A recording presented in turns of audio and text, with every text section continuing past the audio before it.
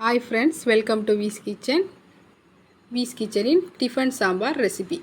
ஒரு டம்ளர் பாசிப்பருப்பு எடுத்து அரை மணி நேரம் தண்ணியில் ஊற வச்சுக்கோங்க.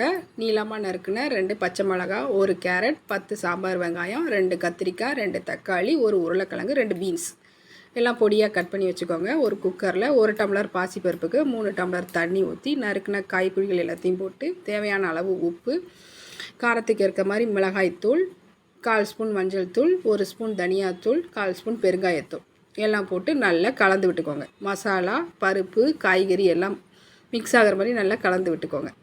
அதுக்கப்புறம் அதில் 2 ஸ்பூன் எண்ணெய் ஊற்றி குக்கரை மூடி 2லேருந்து 5 விசில் வர வரைக்கும் வேக வச்சு எடுத்துக்கோங்க. இந்த சாம்பார் இட்லி, தோசை, பூரி, சப்பாத்தி இந்த மாதிரி டிஃபனுக்கு சூப்பரான டேஸ்டியான சைடிஷ்ஷாக இருக்கும். ஹெல்த்தியான சைடிஷ்ஷும் கூட.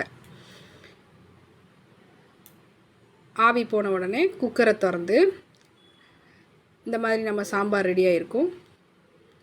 இதில் கரண்டி வச்சு நல்லா கலக்கி விட்டுட்டு ஒரு கடாயில் எண்ணெய் ஊற்றி கடுகு, உளுந்தம்பருப்பு, வெந்தயம், மிளகாய் வத்தல், கருவேப்பிலை எல்லாம் போட்டு நல்லா தாளிச்சிடுங்க.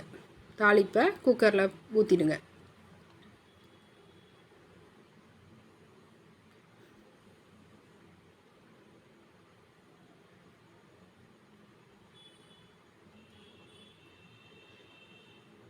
இப்போ இந்த குக்கரை எடுத்து அப்படியே அடுப்பில் வச்சு 2 நிமிஷம் கொதிக்க விடுங்க. ஏற்கனவே எல்லா காய்கறிகளும் வெந்திருக்கிறதுனால 2 நிமிஷம் கொதிச்சா போதும்.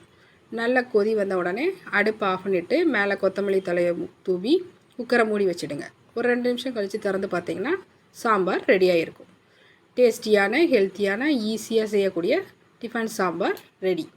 தேங்க்ஸ் ஃபார் வாட்சிங். Like, share and subscribe.